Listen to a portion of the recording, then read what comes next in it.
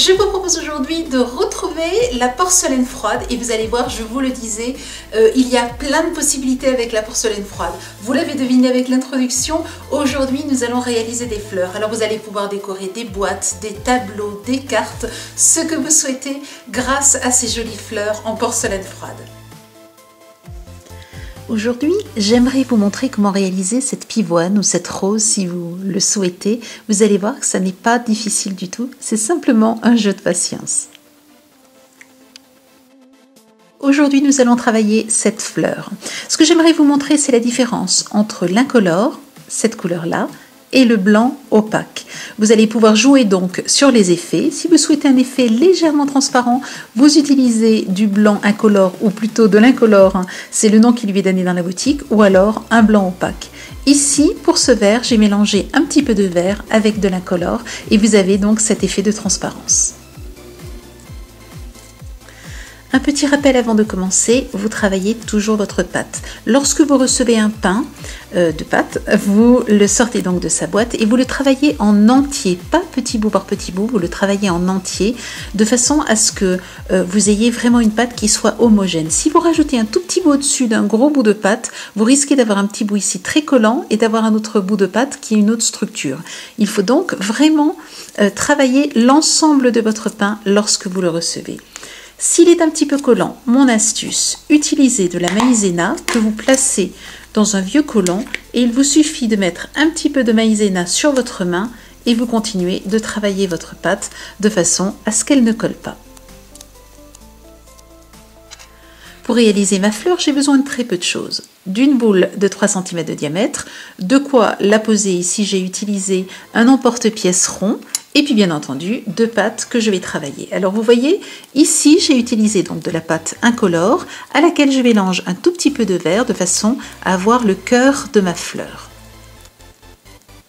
J'obtiens donc ce vert très tendre et je vais pouvoir maintenant commencer donc le cœur de ma fleur. Je prends un petit peu de pâte et je vais venir la placer sur le cœur de la fleur, sur la boule en fait, simplement en l'étalant comme ceci. Alors, cela n'a pas besoin de faire tout le contour, il suffit surtout d'avoir le dessus de la fleur.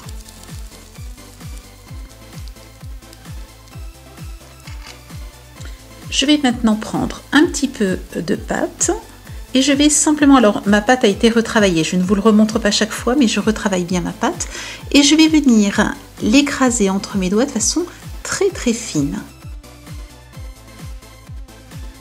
Si je me rends compte que ma pâte colle légèrement, je mets mon doigt dans la maïzena. D'un seul côté, cela suffit généralement. Et ensuite, je continue jusqu'à obtenir, vous voyez, quelque chose de très fin que je vais venir placer ici autour de ma boule. Alors, nous avons juste besoin de presser ici pour que cela adhère. C'est tout. Je fais une deuxième boule maintenant, ou plus exactement un deuxième pétale, de la même manière. Alors, je vais en prendre un tout petit peu plus. Je l'écrase bien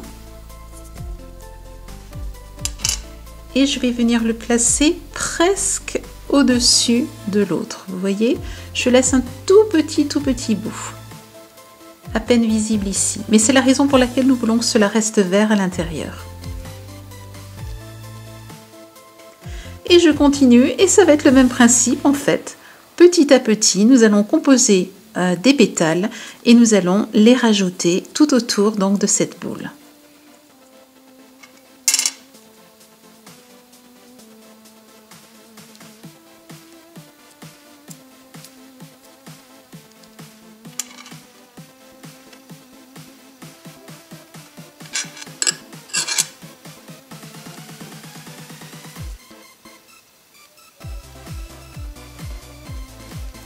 Vous voyez, deux pétales face à face, deux pétales face à face. Je vais maintenant, tout en travaillant, commencer à courber mes pétales. S'il s'agit de pivoine vers moi, s'il s'agit de rose, je vais plutôt les courber dans le sens opposé. Et je rajoute.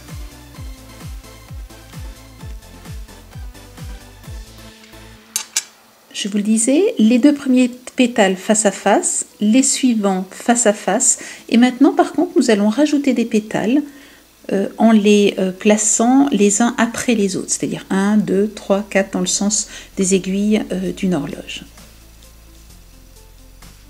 Et je recourbe toujours légèrement vers le dessus si je souhaite avoir l'effet pivoine.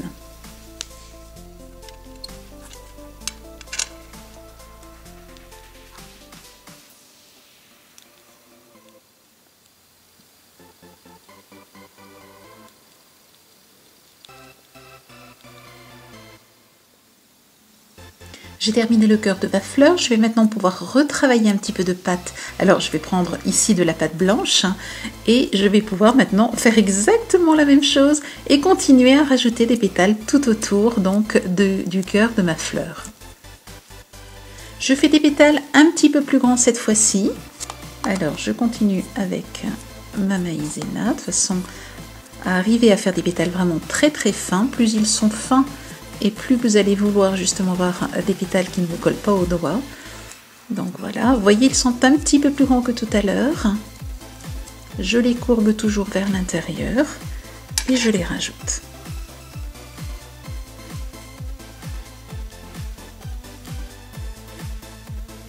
Après le cœur, vous voyez, j'ai rajouté 1, 2, 3, puis 4 pétales. Je continue. Alors, une petite chose, vous voyez que les pétales sont à peu près à la même hauteur que les derniers pétales du cœur, alors que le cœur, lui, est beaucoup plus profond. Ce que je vais faire maintenant, c'est placer d'autres pétales, cette fois-ci entre deux et en baissant très très légèrement, donc par rapport à la hauteur, vous voyez, des précédents. Je vais donc en rajouter comme ceci. Alors, je n'hésite pas, comme je vous le disais, à légèrement courber. Ensuite, je vais rajouter donc entre ces deux-là.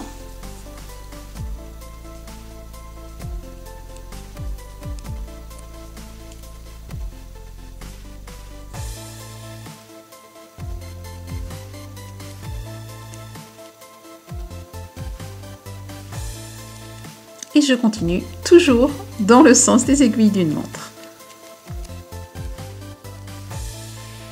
Nous allons commencer maintenant à rajouter des pétales bien plus grands que les précédents. Vous voyez que les précédents, regardez la différence entre ce pétale et celui-ci. Ce que nous voulons maintenant, c'est commencer à couvrir le dessous de la fleur. Donc là, ce que vous allez faire, c'est utiliser par contre de la colle pour pâte porcelaine froide.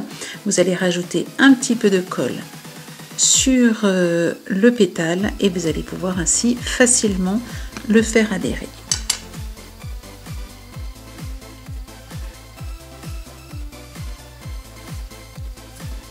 Et vous continuez comme tout à l'heure donc à faire le tour en faisant le tour des aiguilles d'une montre en rajoutant les pétales comme ceci.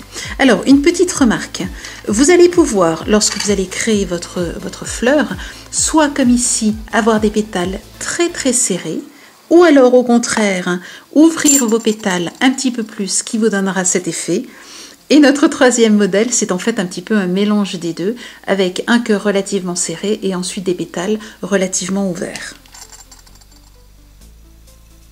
Vous voyez, lorsque je place le pétale, je place toujours le pétale suivant légèrement sur le précédent. Ensuite, vous souhaitez le serrer, vous le serrez. Vous souhaitez au contraire l'ouvrir, comme je vous l'ai montré, sur la fleur Parme. Vous l'ouvrez. Vous pouvez faire aller le pétale vers l'intérieur pour donner l'effet de pivoine, ou vous pouvez le faire aller au contraire vers l'extérieur et vous aurez là un effet de rose.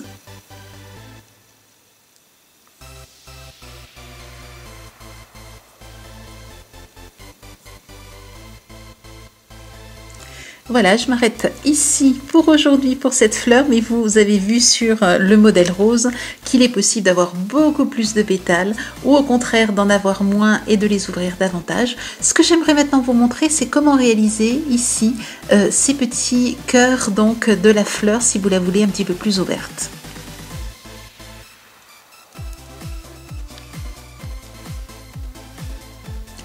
Et voici le résultat après avoir laissé sécher les fleurs. Vous pouvez tout à fait obtenir des fleurs donc avec des pétales épanouis, encore plus ici, ou au contraire une fleur avec des pétales très refermés.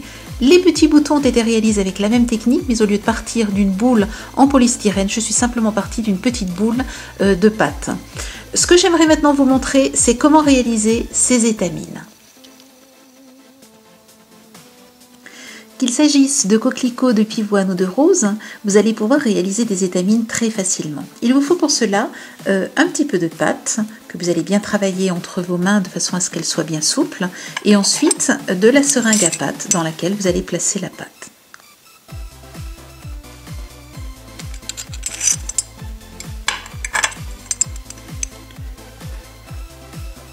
Vous laissez sortir un tout petit peu de pâte et ensuite vous allez la récupérer avec le bout d'un couteau.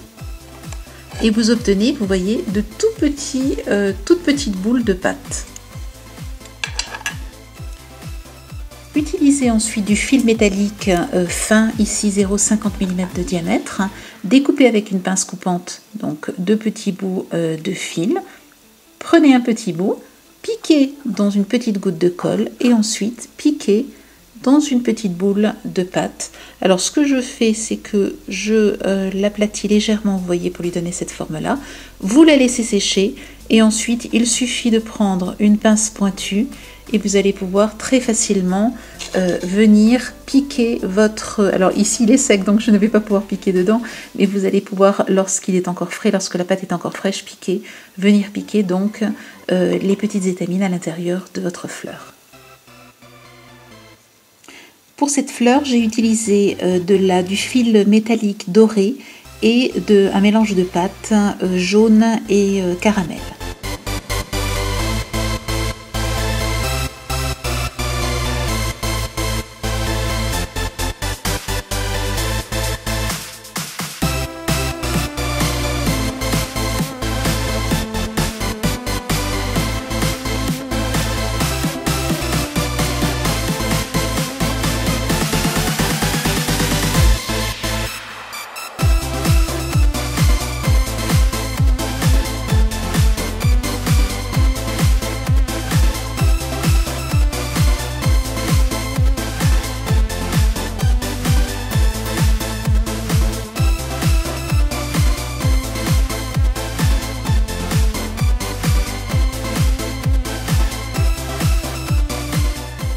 Je vous ai présenté durant l'atelier différentes fleurs. Retrouvez-les en tutoriel à la fois dans la boutique et sur le site.